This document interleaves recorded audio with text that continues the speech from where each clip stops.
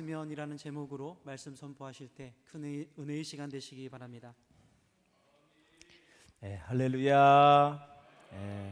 3부 예배에 오신 여러분 모두를 주의 이름으로 축복합니다.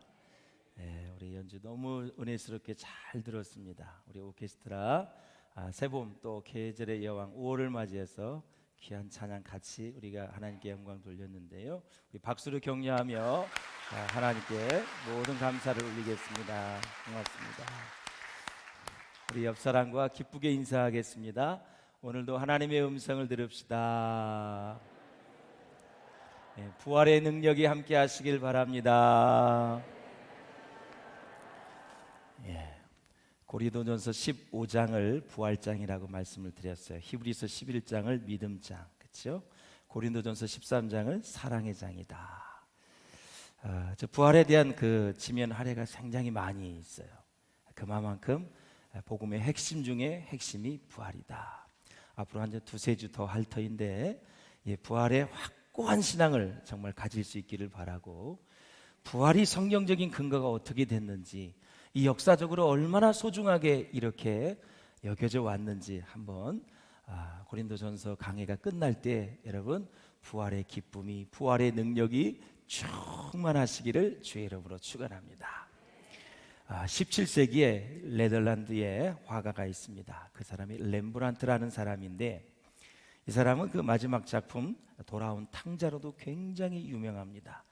렘브란트 화가는 정말 이 네덜란드 사람인데요, 개신교 국가였던 네덜란드에서 살던 이 렘브란트는 아주 신앙심이 두터웠다, 이렇게 얘기를 할 수가 있겠어요. 그런데 그의 가정의 삶을 보면 이렇게 비극이 있을 수 있을까? 한번 들어보실래요? 정말 이 렘브란트 화가는 실제로 수많은 성경의 이야기를 작품으로 남겼는데요, 그의 말년은 잘 알려진 바와 같이 너무나 초라했습니다. 궁핍했고요, 슬펐습니다. 그렇게 고독할 수밖에 없지요. 4명의 자식이 있었는데 3명은 2돌이 안 되어서 다 죽었습니다. 그리고 와이프 역시 사별로 잃어버리게 됩니다. 그리고 마지막 살아남은 장성한 아들 하나마저 렘브란트가 죽기 전 4년 전에 먼저 세상을 떠나게 됩니다. 모든 자식과 아내가 다 세상을 떠난 것입니다. 렘브란트는 이제 십자가에 달리신 예수님을 그리면서 길이 남을 작품으로 만들어야 되겠다, 그런 굳은 결심을 해가지고 십자가에 매달리신 예수님 주변에 서 있는 수많은 군중을 그리다가 어느 순간 군중의 한가운데에 서 있는 자신의 모습을 보게 된 것입니다. 그림을 그리다가 큰 은혜를 받고 주님을 만났다라는 거죠. 그때 온몸에 소름이 돋으면서 자기가 예수님을 죽인 가해자의 자리에 있다는 것을 깨달았습니다. 로마 병절과 대제사장들이 죽은 게 아니라 내가 죽였다라고 깨달은 거죠. 또한 십자가에 못 박으라고 소리치는 사람이 바로 다른 사람이 아니라 자기 자신이라는 것을 발견하고 나서 완전히 십자가 앞에서 무너지는 그런 경험을 한 사람이 렘브란트였습니다. 이때 그는 그리스도의 십자가를 온전히 경험하게 되었고, 렘브란트의 인생은 완전히 새롭게 달라지게 되었습니다. 이제 렘브란트는 그 이후에 예수 그리스도와 성경 이야기를 그리는 화가가 됐습니다. 자, 우리 인생이 변화되는 기점이 바로 여기입니다. 사랑하는 여러분, 무수히 들었던 십자가 이야기가 아닙니다. 그저 머리로 이해된 십자가 사건이 아니라 2000년 전 사건 그 안으로 들어가서 내가 그 자리에 서는 것입니다. 그 자리에서 예수님의 손과 발을 만지고, 그 자리에서 예수님의 십자가와 함께 내 자신이 죽는 경험을 하는 것입니다. 내가 그리스도와 함께 십자가에 못 박혔나니 그런즉 이제는 내가 산 것이 아니요, 그랬습니다. 사랑하는 여러분, 2000년 전에 일어난 사건이 역사적 사건으로 굳어 있는 것이 아니라 오늘도 이 시간에 3부 예배를 드리는 저와 여러분들이 오늘도 우리의 영이 꿈틀거리며 살아있는 십자가의 사건, 부활의 사건이 된다라는 것입니다. 할렐루야. 죄와 저주 아래에 있던 우리들, 죽어가는 우리 한 사람 한 사람이 예수님과 함께 죽는 경험을 하게 되는 것입니다. 우리 한번 예수님과 함께 내 자아가 죽을 수 있기를 주의 이름으로 축원합니다. 그 자아는 살아봤자 전혀 우리에게 도움이 되지 않습니다. 우리 함께 죽읍시다, 여러분. 자아가 같이 죽었으면 좋겠습니다. 그래서 내 안에 사신 분이 예수 그리스도가 될 수 있기를 주님의 이름으로 축원을 드립니다. 십자가에 흐르는 그 진홍색의 피가 우리 손에 만져짐으로 우리의 삶의 변화와 감히 혁명이 일어날 수 있기를 주의 이름으로 축원합니다. 누구든지 그리스도 예수 안에 있으면 새로운 피조물이라. 이전 것은 지나갔으니 보라 새 것이 되었도다 그랬습니다. 새 것, 예, 완전히 우리의 영이 새로워진 새 것, 새 작품, 새 인생, 새로운 영이 된 것입니다. 죽었던 영이 살아났다라는 것입니다. 사랑하는 여러분, 내 안에서 보혈의 능력을 직접 경험하는 것 뿐만 아니라 예수님의 십자가와 함께 죽는 것, 그리고 예수님의 십자가와 함께 다시 살아나는 것, 이것을 경험함으로 우리의 삶은 이전과는 전혀 비교할 수 없는 온전한 삶으로 새롭게 변화를 경험하게 될 줄로 믿습니다. 지금 온 천지 만물이 얼마나 아름답습니까? 예, 풀과 꽃과 나무에서 새싹이 싹 돋아나고 있습니다. 겨울에는 다 죽었던 것 같은데 어김없이 하나님은 이 새로운 봄을 맞이하게 되면 만물이 소생하는 걸 보고 우리는 기뻐합니다. 더 우리가 영적인 욕심이 있다면 내 영이 살아나는 기쁨을 누릴 수 있기를 주의 이름으로 축원합니다. 만물을 바라보면서 저렇게 싱싱하게 신선하게 아름답게 피어나는 꽃들과 모든 풀들, 나무들 얼마나 아름답습니까? 우리 하나님은 그것뿐만이 아니라 저와 여러분의 영이 소생하기를 원하는 거예요. 새롭게 되어야기를 원하는 거예요. 사랑하는 여러분, 그렇습니다. 자, 우리가 예수님과 함께 죽음으로 모든 저주가 풀립니다. 예수님과 함께 부활함으로 우리의 연약함이 치유되고 회복이 될 줄로 믿습니다. 그러므로 십자가의 능력보다, 부활의 능력보다 더 큰 것은 없습니다. 세상에서 가장 큰 것은 십자가의 능력, 부활의 능력입니다, 여러분. 정말 우리의 인생을 복되게 하는 것이죠. 사랑하는 여러분, 그런데 만약 부활이 없다면 어떻게 되겠습니까? 기독교의 근간이 되는 부활 사건을 통해 우리는 세상의 거짓 가르침과 공격을 이기고 시험도 이기고 끝까지 환난 속에서도 고난 속에서도 우리의 믿음을 지켜낼 수 있기를 주의 이름으로 축원합니다. 지키는 것도 큰 능력입니다, 여러분. 믿음을 지키세요. 흔들릴지언정 자빠지지 마시고, 흔들릴지언정 넘어지지 마시고, 다시 오뚜기와 같이 일어나서 믿음의 길, 십자가의 행진을 잘 할 수 있기를 주의 이름으로 축원합니다.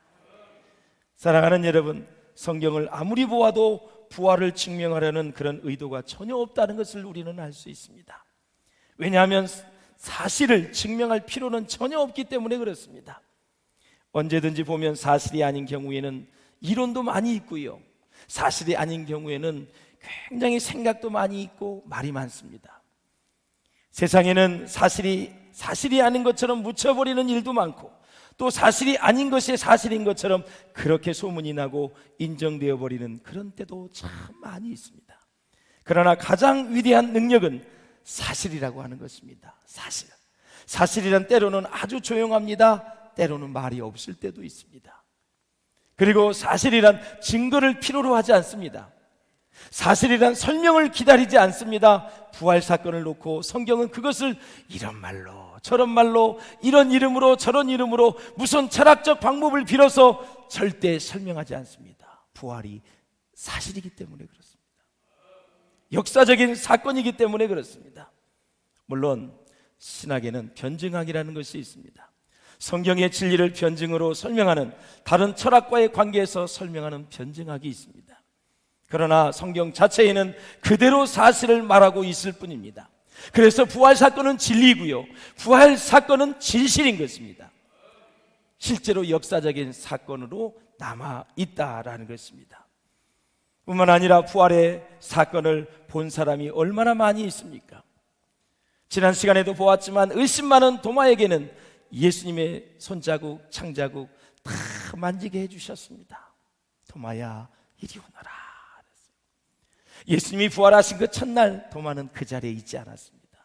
다른 제자들은 다 모였는데 부활을 믿지 않고 의심이 되니까 가봤자 아무 소용이 없다는 것이죠. 드디어 8일 만에 다시 예수님이 도마를 만나 주셨습니다. 도마야 옆구리에 좀 만져봐. 내 손자국을 좀 만져봐. 못자국을 좀 만져보라고.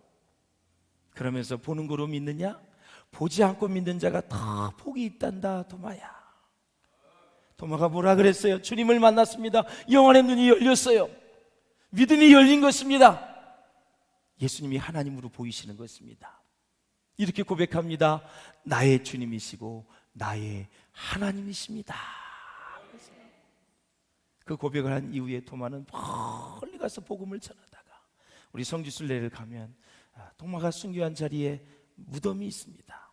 거기에 가서 도마가 그렇게 복음을 전했던, 의심 많은 도마가 그렇게 목숨을 걸고 충성했던 그것들을 쫙 듣는데 얼마나 은혜가 되는지 몰라요. 여러분에게 신앙 고백이 분명할 수 있기를 주님의 이름으로 축원을 드립니다. 사실 예수님의 손자국, 발자국, 옆구리에 창자국을 만져보게 한 것은 예수님의 배려입니다. 놀라운 배려예요. 그렇다면 우리의 믿음의 근거는 어디에 있을까요? 두말할 필요 없이 부활에 있습니다. 부활.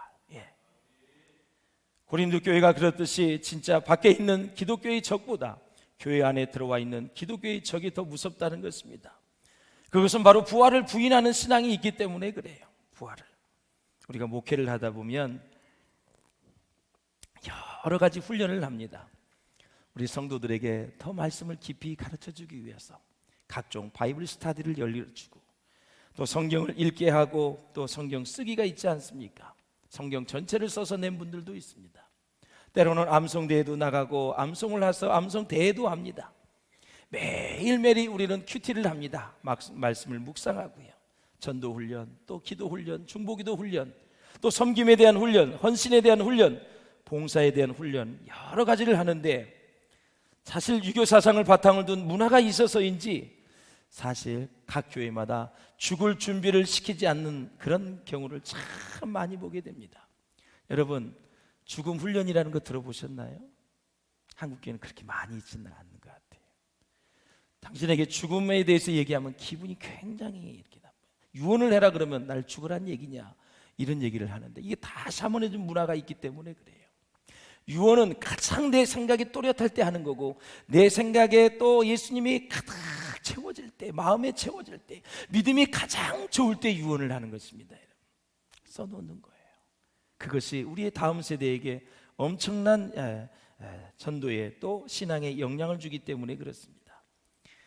자, 목회는 성도로 하여금 마지막 죽을 준비를 잘 할 수 있도록 훈련을 해야 됩니다. 저는 목회하면서 태어나자마자 죽는 아이를 보았습니다. 장례를 치러 주었습니다. 유아, 영아, 학생, 청년, 장년 할 것 없이 모든 연령에 걸쳐서 저는 장례식을 치러봤습니다. 오늘은 어린이 주일입니다. 어린이들에게 부활신앙을 정확하게 가르쳤으면 좋겠고, 부활신앙을 가질 수 있도록 우리 어머니 또 아버님, 할아버지, 할머니들이 그렇게 부활신앙을 전수할 수 있기를 주의 이름으로 축원을 드립니다. 자, 사람은 언젠가는 한번 죽기 때문에 죽을 준비를 하는 죽음 훈련은 저는 매우 중요하다고 생각을 합니다. 앞으로 그것을 행할 것입니다. 죽는 순간 이 세상의 삶이 끝나기 때문에 그렇게 중요한 것입니다. 오늘 3부 예배를 드리고 있는 저와 여러분은 언제나 다 죽을 사람들입니다. 앞으로 몇십 년 후면 이 자리에 한 분도 없을 것입니다. 한 사람 한 사람 차례차례 가는 것입니다. 지난 2주에 걸쳐 우리 교인과 관련된 4분이 세상을 떠났습니다. 그러므로 죽을 준비를 잘 시키는 것이 매우 중요한 것인데요, 목회에 다양한 분야가 있습니다만 가장 성공적인 목회라면 저는 장례를 잘하는 것도 중요하고 생각해요. 어떤 교회에서는 천국 환송식이다 이렇게 다시 천국으로 돌려보내고, 먼저 가신 분들을 돌려보내고 우리 후 다음에 다시 만나지 않습니까? 여러분, 만날 줄로 믿습니다. 진짜 만날 줄로 믿어요? 다 만나게 되는 거예요.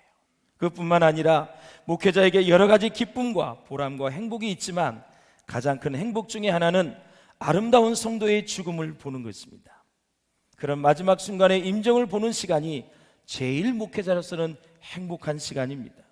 왜요? 가장 아름답고 좋은 천국에 가니까. 죽음 준비를 하면 먼저 자기의 신앙을 돌아보게 되거든요.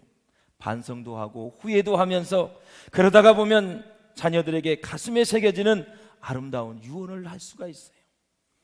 목회하다 보면 성경 말씀은 때때로 지키지 못해도 부모 또 할아버지 할머니의 유언을 잘 지키는 사람들이 있더라고요. 그만큼 절대적인 영향이 있는 게 유언인 것입니다. 그리고 현재의 자기 신앙을 다시 한번 고백하고 점검하게 되면서 반석에 세워진 믿음으로 갈 수 있는 것이 바로 죽을 준비를 잘하는 사람, 그리고 마지막에 유언을 아름답게 하는 사람들이다라는 것입니다. 무엇에 대해서 점검을 할까요? 예수님의 구세주 되심, 나를 구원해 주신 하나님, 그를 정확하게 할 수 있어야 되고, 나의 왕 되심, 주인 되심, 만왕의 왕이 바로 누구냐?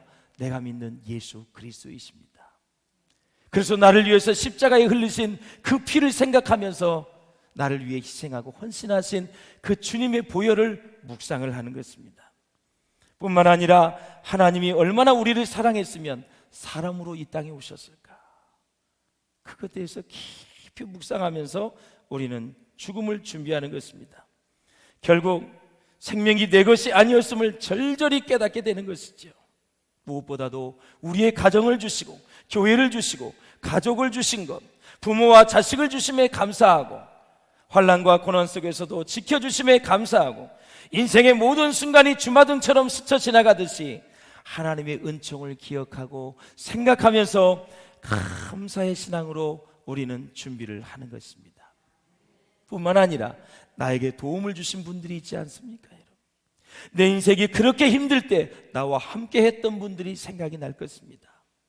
그분들과 함께 좋은 덕담을 나누고 우리는 감사의 인사를 하는 것이죠. 목회하는 저는 목회하는 사람을 또 성도들을 생각하며 눈물 흘리며 감사하는 것이죠. 제가 생각나는 사람, 우리 김영진 장로님이 생각이 납니다. 그분은 돈도 별로 없어요. 그래서 늘 그랬어요. 목사님, 저는 11조도 못하고 헌금도 별로 못해서 내 몸으로 11조를 드리겠습니다. 매일 교회 와서 봉사하고 헌신합니다. 한 번도 노가 없습니다. 목사님, 알았습니다.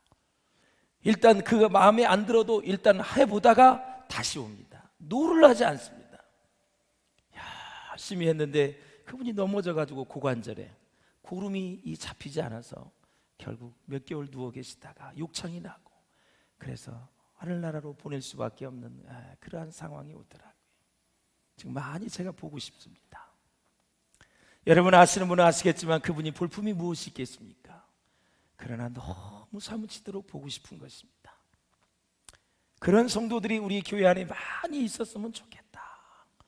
정말 하나님 사랑하고 교회를 사랑하고 주의 영적 지도자를 사랑하면서 한평생 주를 위하여 헌신하는 그 모습 속에서 5월만 되면 많이 이렇게 보고 싶은 것이죠. 사랑하는 여러분, 정말 우리 주님을 한번 생각해 보면서 잠시 후면 다시 만날 우리 성도들을 생각하면서 우리 믿음이 더욱더 견고해질 수 있기를 주님의 이름으로 축원을 드립니다. 그렇습니다. 그 우리 주님이 흘리신 피와 죄와 죽음에서 살아나신 부활을 생각하며 예수님과 함께 영원히 살 것을 생각하면 정말 꿈만 같은 것입니다. 여러분, 사랑하는 사람과 함께 있으면 좋아요, 나빠요? 좋지요. 좋은 것입니다. 시간 가는 줄 모르고 있는 것입니다. 그래서 그 옛날에 사랑방이 있는 것입니다, 여러분. 우리를 구원하시기 위해 피 흘리신 주님과 영원히 함께 산다고 생각을 하면 바로 그것이 죽음이 큰 복이라는 것을 깨닫게 되는 것입니다. 영원히 주님과 함께 살 것을 생각하면 여러분 진짜 꿈만 같지 않습니까, 여러분? 인생 더 살아도 병원에 왔다 갔다가 해도 여기 치료해야 되고 저기 치료해야 되고 여러 가지고 나이가 들면 망가지게 되어 있습니다. 옥수수도 별게 남지 않아 가지고 임플란트 해야 되고 그 몇 개월 동안 여러분 얼마나 힘듭니까? 나는 치과가 무섭습니다.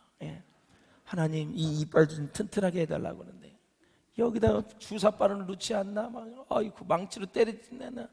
아이고, 다 고치면 좋겠습니다만 그 순간은 얼마나 무서워요. 다 눈도 잘 안 보이고, 저도 이게 눈이 정말 선명한 것도 다 보였는데 조금 흐릿하게 보일 때가 있어요. 예. 우리의 기도, 여러분, 세월이 가면 점점 어두워지지 않습니까? 그래서 막 소리를 질러야 들을 수 있는 그런 상황에 오면은 자, 칼날이 가까워진 것입니다. 이게 나이가 들면 그래서 막 싸우는 것 같아요. 서로 귀가 안 들리니까 막 큰 소리로 해야 되고요. 그래서 자녀들이 오랜만에 오면 우리 엄마 아빠 싸운다 그러는데 그게 아니잖아요. 안 들려서 그러는 건데. 우리 주님의 나라 가면 장애도 아무것도 없습니다. 흉터도 없습니다. 예. 온전한 신령한 몸이 되어서 주님과 함께 영원히 살 걸 생각하면 꿈만 같단 말이죠. 예. 그걸 생각하며 어려움을 잘 이길 수 있기를 바라요. 이 세상의 시련, 고난 잘 이기고 갈 수 있기를 바랍니다. 어차피 눈 떠도 감아도 시간은 갑니다. 주님 만날 시간이 점점 다가오는 거예요. 그게 우리에게 소망이에요, 여러분. 예. 자, 세상을 떠날 때 보면 목사님에게 부탁하는 내용이 참 전부 다릅니다. 어떤 분은 자녀의 신앙을 부탁을 합니다. 목사님, 우리 자녀들 좀 잘 부탁합니다. 자기 남편이나 아내를 부탁합니다. 저는 이런 경우를 봤어요. 어떤 남자분은 열심히 평생에 돈을 벌었어요. 갑자기 질병이 찾아온 것입니다. 아내에게 유언을 했고 목사님에게도 말씀을 했습니다. 우리 아내에게 헌금 많이 하라고 했으니까 그렇게 잘할 거라고 했는데 그렇게 또 실천을 안 하는 분이 있어요. 예. 그리고 설랑 이사를 가버리더라고요. 부담이 되니까. 그 유언 지켜야 됩니다, 여러분. 예. 자기가 열심히 벌어서 봉사하려고 했는데 금방 사기암이 와서 죽었어요. 쓸 시간이 없는데 아내에게 부탁을 했으면 반드시 주를 위해 써야 됩니다, 여러분. 그런 걸 여러분 입 닦아버리면 큰일 나요. 예. 조심하셔야 돼요. 입 닦을 게 따로 있지요. 지금도 기억에 남는 우리 명예 목사님 아버님이 많이 생각이 나요. 여러분 생각나시죠? 산업도로에서 목회를 하실 때 사실은 그분이 연탄불에 여러분 가스에 돌아가셨잖아요. 명예 목사님 사모님이 신방을 갔다 오니까 가스에 하다가 쓰러져 있었던 거죠. 저는 뭐 사위니까 자식이니까 말할 수 있어야 될 것 같아요. 열악한 환경에서 포세식 그런 화장실을 입고 얼마나 열악했습니까? 매일 연탄을 갈아서 그렇게 했던 참 그분들의 헌신. 그 마지막에 조의금이 들어오니까 그걸 다 모아서 종으로 헌신하지 않았습니까? 자, 오래오래 기억이 남죠. 어떤 분은 건축으로, 어떤 분은 교육관으로, 어떤 분은 사택을 또 기증하고, 어떤 분은 교회에 필요한 땅을 헌신하고, 어떤 분은 부동산을 헌신하고, 여러 가지로 온 것들을 허물을 남겨두고 가시는 분들이 많이 있습니다. 그러면서 인사합니다. 마지막 사랑해 주셔서 감사했습니다. 기도해 주셔서 감사했습니다. 정말 고마웠습니다. 여러분 이렇게 유종의 미를 잘 거두고 나중에 천국에서 다시 뵙겠습니다 하고 인사를 하고 그 얼굴은 미소 가득한 스마일을 가지고 마지막 눈을 감는 모습을 본다면 목회에 가장 보람이 있다라는 사실이지요. 인생이 뭐 있습니까? 와서 공부 많이 하고 또 직장도 갖고 결혼을 하고 그 과정에 얼마나 힘든 일이 많이 있어요. 사고도 나고 질병도 찾아오고 원치 않는 갈등으로 인해서 막 같이 대적도 하고 그러다가 그러면 훌쩍 50, 60, 70, 80으로 가다가 우리는 마지막 때를 기다릴 수밖에 없는 인생이 아닙니까? 사랑하는 여러분, 그렇습니다. 예수님께서 부활하셨다는 것은 우리 모두가 부활한다는 것을 의미하는 것입니다. 그러므로 죽음이 절대 끝이 아니라는 거죠. 이 세상에서는 이 생의 삶을 살고 죽어서는 저 천국에서는 영생이라고 하는 의미의 생으로 넘어가는 것이죠. 그렇기 때문에 그런 차원에서 부활을 말씀드린다면 이 세계에서부터 다음 세계로 넘어가는 변화를 부활이라고 하는 것입니다. 그래서 예수님의 부활이 그렇게도 중요한 것입니다. 그런데 일부 고린도 교회 성도들이 몸의 부활을 부정을 했어요. 두 가지 철학 사상에 깔려 있다고 말씀을 드렸습니다. 먼저 영지주의자를 말씀드렸어요. 고대 플라톤 철학의 영향을 받아서 형성된 사상체계 아닙니까, 여러분? 육체는 악한 것이고 영혼은 선한 것으로 보았습니다. 그렇다면 영지주의에서는 구원을 어떻게 가르쳤을까요? 도대체 구원을 어떻게 말했을까요? 선한 영혼이 악한 육체를 벗어버리고 영혼만으로 존재하는 것이 바로 구원이라고 가르친 거예요. 따라서 영주주의 관점에서 볼 때 사람의 몸이 죽어서 악한 감옥과도 같은 몸으로부터 벗어나서 구원을 받았는데 몸이 다시 부활하여 살아나서 그 영혼이 그 육체에 다시 들어간다는 것은 영주주의 입장에서는 상상조차 할 수 없었다, 아주 끔찍한 일이라고 그들은 생각을 했습니다. 따라서 영주주의자는 구원 사건으로서의 몸의 부활을 받아들일 수가 없었습니다. 그래서 바울은 13절에서 19절까지 본문에서 몸의 부활을 받아들이지 않을 경우에 나타나는 몇 가지를 우리에게 소개하고 있어요. 첫째, 먼저는 그리스도가 다시 살아나지 못한다는 것입니다. 몸의 부활이 없다면, 자 13절을 같이 읽어보시겠습니다. 시작. 만일 죽은 자의 부활이 없으면 그리스도도 다시 살아나지 못하셨으리라. 아멘. 죽은 사람의 몸이 부활하는 것이 있을 수 없는 일이라고 가정할 때 예수님도 그리스도도 다시 살아날 수 없었다라는 거죠. 왜냐하면 그리스도는 영적으로는 죄는 없으신 분이시지만 다른 모든 인간과 동일한 몸을 입고 계시기 때문에 그렇습니다. 그래서 그리스도께서 부활하시지 못하신다면 그리스도는 다른 인간과 같은 성질을 가진 인간이실 뿐 하나님이실 수가 없다라는 것이죠. 만일 예수님이 인간이시기만 하고 하나님이 아니시라면 어떤 결과가 나올까요, 여러분? 19세기 말에 유럽의 신학자들 가운데서 유행한 운동이 있었습니다. 그 운동이 뭐냐면 예수전 운동이라 그랬어요. 이게 무슨 운동이냐면 성경에 등장하는 예수님의 가난 기록 중에서 초자연적인 역사, 기적, 표적, 이적을 다 제거해버리고 인간이신 예수의 가난 기록들만 모아서 예수님의 전기를 새롭게 써보자는 그 운동이 예수천 운동이었습니다. 예컨대 예수님이 동정녀 잉태설 있잖아요. 성령으로 잉태했던 것들, 무리를 걸으셨던 걸, 오병이의 기적, 죽은 자를 다시 살리신 기적과 이적, 표적을 다 빼고 예수님의 진솔한 인간의 모습만 모아서 예수의 전기를 쓰면 훌륭한 종교 지도자의 면모가 드러날 것이라고 생각을 해서 그들이 예수전 운동을 했어요. 여러분, 어떤 결과가 나왔을까요? 예상과 달리 예수님이 그 인간으로서의 면모가 아름답게 살아난 것이 아니라 예수님의 인간성도 형편없는 것으로 무너져버리고 말았다라는 것입니다. 바로 이 예수님의 초자연적인 역사와 인간적인 모습, 이것은 뗄래야 뗄 수 없는 긴밀한 관계로 연결이 되어 있습니다. 예수님은 완전한 사람입니다. 완전한 하나님이십니다. 그래서 예수님의 인성과 신성을 하나의 핏줄로 연결되어 있기 때문에 바로 신성의 분야, 이적과 표적과 같은 그런 모든 것들을 칼로 잘라서 피를 쏟게 하면 인간성 안에 있는 피도 다 흘러나와 버린다라는 것이죠. 그런 면에서 만약 예수님이 부활하지 않았다면 정말 희대의 거짓말쟁이가 되었고 사기꾼이 될 수밖에 없었다라는 거죠. 이 점이 바로 예수님과 다른 종교 지도자들의 차이다라는 거죠. 지난 시간에 석가모니에 대해서 얘기를 했죠. 80세에 죽었는데 화장을 해서 8개로 나누어서 8개 무덤을 지금 가지고 있어요. 그러면 그 화장된 그 죄는 다 흙으로 돌아간 것이죠. 흔적도 없이 사라진 것입니다. 그가 가르쳐주는 교훈은 있지만 그는 다시 살아나지 못했습니다. 또 불교에서는 이런 얘기가 있어요. 석가모니가 200km 떨어진 곳에 있는 코끼리 군대를 천리안을 가지고 내다보고 마음의 힘으로 물리쳤다는 이야기가 전해 내려오고 있습니다. 여기서 전주까지가 187km니까 더 밑에까지 있는 코끼리 군대가 거기 있는데 여기서 자기 마음의 힘으로 못을 군대를 이겼다고 얘기하는 거예요. 웃기죠? 웃기는 것이죠. 예. 예수님과 차원이 다른 거죠. 예수님은 살아나셨어요. 살아나셨단 말이죠. 예수님 보좌가 지금 다 하늘 보좌에 있게 예수님이 지금 우리를 다 보고 계시고 또 언젠가는 그분이 구름을 타고 천사장의 나팔소리와 이 땅에 오실 때 죽은 자들이 먼저 일어나고 살아남아 있는 자들도 다 주님의 공중 혼인잔치에 참여하게 됩니다. 그래서 영생 복락을 누리는 거죠. 어떻게 불교와 기독교를 비교를 해요, 여러분? 이 세상의 모든 종교는 인간이 만든 거예요.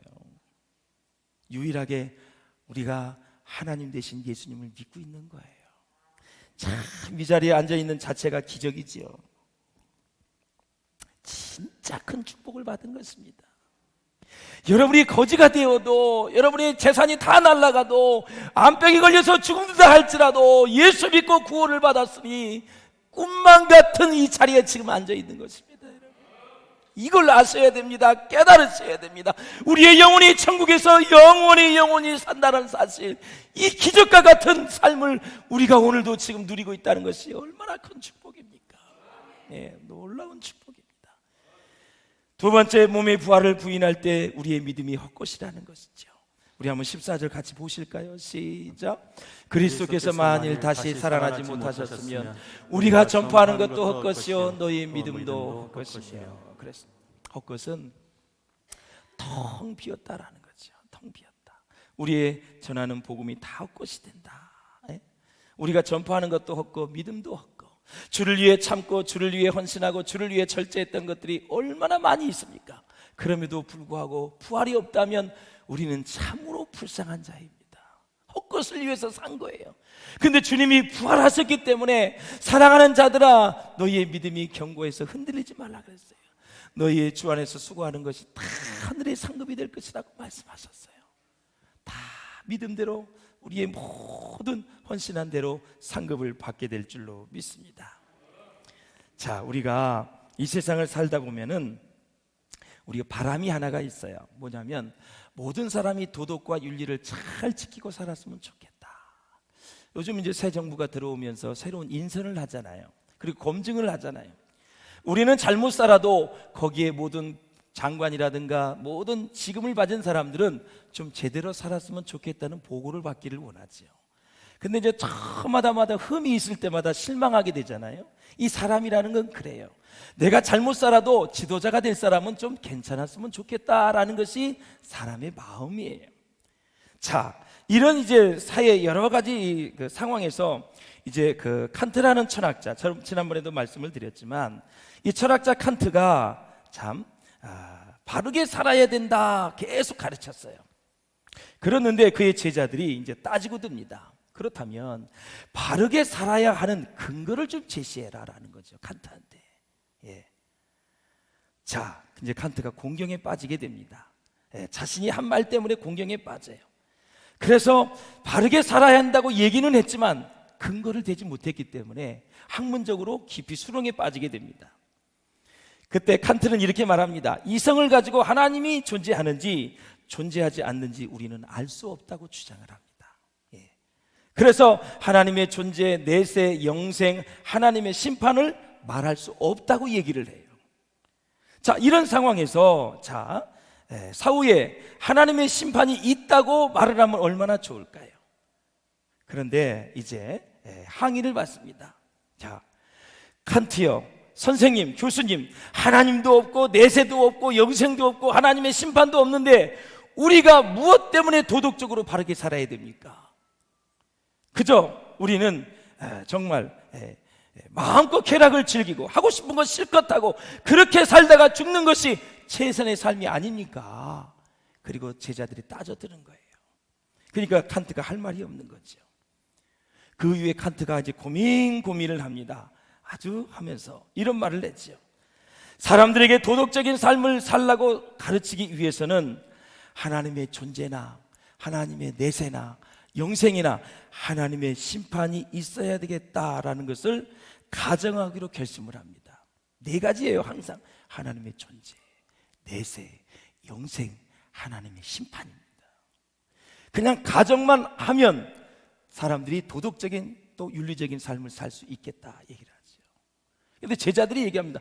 가정하지 말고 그것을 받아들여야, 그리고 나서 얘기를 해야 사람들이 이 세상에서 윤리적이고 도덕적인 삶을 살지 않겠습니까? 그러는 거죠. 그래서 결국은 하나님의 존재를 받아들이고 내세를 받아들이고 영생을 받아들이고 사후에 심판이 있다라는 것을 받아들여야만 이 세상에서 많은 사람들이 도덕적이고 윤리적인 삶을 살 수 있다라는 것이죠. 그래서 내세를 전제하지 않고는 윤리를 설명할 수 없다는 것이 바로 칸트가 깨달은 것이죠. 나중에 그래서 내세와 영생과 그리고 하나님의 심판과 하나님의 존재를 받아들이게 되는 것이죠. 그렇게 되면 사후에 우리 모든 하나님 앞에 우리의 말과 행동이 하나님 앞에 심판을 받게 돼 있잖아요. 그래서 그분을 생각하면서 이 땅에 사는 거죠. 그분의 심판을 생각하면서 우리가 생각을 하는 거죠. 행동을 하는 거, 말을 하게 돼 있다라는 거죠. 결국 이 땅의 삶과 천국이 바로 연결되어져 있다. 그래야 우리는 윤리적이고 도덕적인 삶을 살 수 있다. 많은 정치 지도자들이 위장전입을 하고 뭐를 하고 지금 계속 텔레비전에 떠들고 있잖아요. 정말 우리가 하나님이 살아계시고 내세가 있고 영생이 있고 사후에 하나님의 심판이 있다고 생각을 하면 억울해도 힘들어도 말씀대로 살려고 노력을 하게 될 줄로 믿습니다. 마지막으로 부활을 없다고 생각하면 바울과 사도들, 이 많은 사람들이 복음 전하는 자들이 다 거짓말쟁이가 될 수밖에 없다라는 거죠. 왜? 한결같이 이들이 전하는 복음은 뭐냐? 예수님이 죽은 지 3일 만에 부활하셨다고 전했는데 부활이 없다면 너무나 다 거짓말쟁이가 될 수밖에 없다라는 거죠. 아프리카 선교사가 있었습니다. 이 사람이 추장을 전도하려고 무지하게 애를 썼습니다. 왜냐하면 추장을 전도하면 추장이 예수를 믿으면 다 그 부족들이 예수를 믿기 때문에 그래요. 그래서 선교사님은 정성껏 기도하고 전도를 했습니다. 자기가 보기에 이 추장이 예수 믿을 때쯤 된 것 같았습니다. 그래서 기독교 교리의 강의를 열심히 강의를 하고 예수님께서 십자가에 돌아가시고 그 다음에 부활하셨습니다. 덧붙여서 뭐라 그랬냐면 모든 사람이 다 부활합니다. 악한 사람은 심판의 부활로, 예수 믿는 사람은 생명의 부활로 부활하게 됩니다. 추장이 화가 난 눈빛으로 확 선교사를 째려봤습니다. 뭐라 그러냐면 추장이, 여보시오 선교사, 사람이 죽으면 정말로 다 부활합니까? 맞습니다. 다 부활합니다. 절대 안 됩니다. 부활하면. 선교사님 놀랐습니다. 왜 그럽니까? 이 추장이 뭐라 그러냐면 내가 억울하게 죽인 사람이 많은데 그 사람들이 다 살아난다면 나를 또 죽일 것입니다. 그래서 부활하면 안 된다는 거예요. 사랑하는 여러분, 죽음은 끝이 아닙니다. 나 죽으면 끝이 아니라 남을 죽여서 끝이 아닙니다. 반드시 사후에 심판이 있다라는 사실이에요. 그래서 만약에 부활이 없다면 우리는 어디에 빠져요? 허무주의에 빠지는 것입니다. 그리고 우리는 완전히 멸망을 하는 것입니다. 말씀을 정리하겠습니다. 죽음은 공포와 두려움의 대상으로 변합니다. 왜냐하면 죽음 이후에는 영원한 지옥에서의 고통이 기다리고 있기 때문에 그렇습니다. 사랑하는 성도 여러분, 그래서 복음은 그리스도께서 죽은 자 가운데서 다시 살아나셨다고 전파하는 것입니다. 따라서 복음은 철학도 아니고 인생론도 아니고 사회를 개혁하는 것도 아닙니다. 오직 예수님이 우리의 죄를 대신해서 죽었다가 다시 살아나셨다는 것을 전하고 믿었는데 그 이후에 무언가씩 계속 일어나는 것입니다. 무엇이 일어날까요? 바로 사람이 변화되는 것입니다. 사람이 새로워지는 것입니다. 그리고 성령이 임하는 것이고 부흥이 임하게 되고 결국 하나님의 나라가 임하게 되는 것입니다. 그래서 어떤 학자는 이렇게 말했습니다. 플라톤은 철학을 남기고 아리스토텔레스는 과학을 남겼다. 예수 그리스도께서는 부활과 함께 영생을 우리에게 주셨습니다. 사랑하는 여러분, 복음 중에 복음, 이 부활의 복음을 가지고 영원히 주님을 잘 섬기고 승리하는 저와 여러분 될 수 있기를 주의 이름으로 축원합니다. 기도하시겠습니다.